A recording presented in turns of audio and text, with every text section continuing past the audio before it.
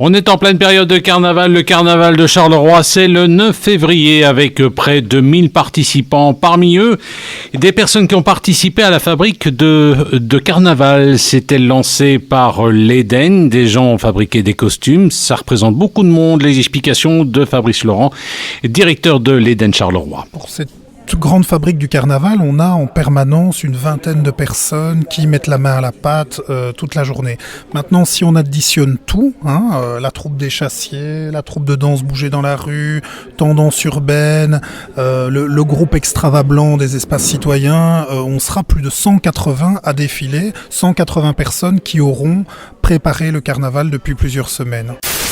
On reste à Charleroi, au Vecteur, à la rue de Marcinelle, où en ce moment on peut découvrir une exposition consacrée aux jeunes artistes de la Devinière. C'est un centre de psychothérapie institutionnelle situé à Farciennes. C'est une institution qui célèbre cette année ses 40 ans. Michel Hogg est un des pères fondateurs. Il nous rappelle la philosophie du projet. C'est simplement l'idée qu'on pouvait faire autrement que de faire des hôpitaux psychiatriques fermés, où on médicamentait à l'excès, où on enfermait à l'excès, où on lit à l'excès les cas les plus lourds. Alors c'était pas du tout pour sauver l'humanité, comme dit l'affiche, c'était pas du tout même pour sauver les 25 personnes qui sont entrées, c'était pour montrer qu'il y avait moyen de faire autrement.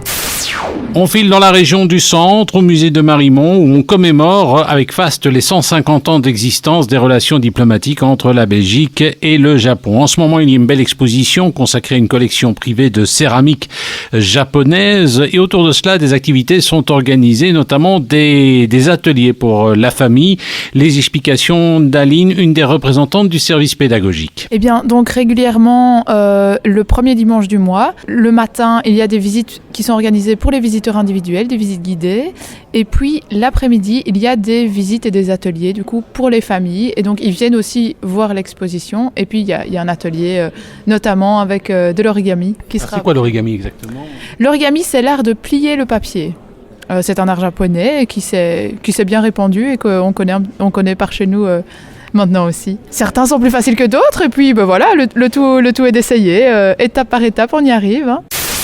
La Ritaline, c'est une substance dangereuse ou pas ? Eh bien, en tout cas, la question fait débat. Et un débat, il y en aura un sur la question le 18 février prochain à la salle de l'Overval, rue Charon. C'est proposé par l'atelier L'Overvalois. La Rilatine est-elle dangereuse ? Les explications du coordinateur de cet atelier, Pierre Caudron. La Rilatine est un médicament qui est donné aux enfants qui ont des troubles de l'attention avec ou sans hyperactivité.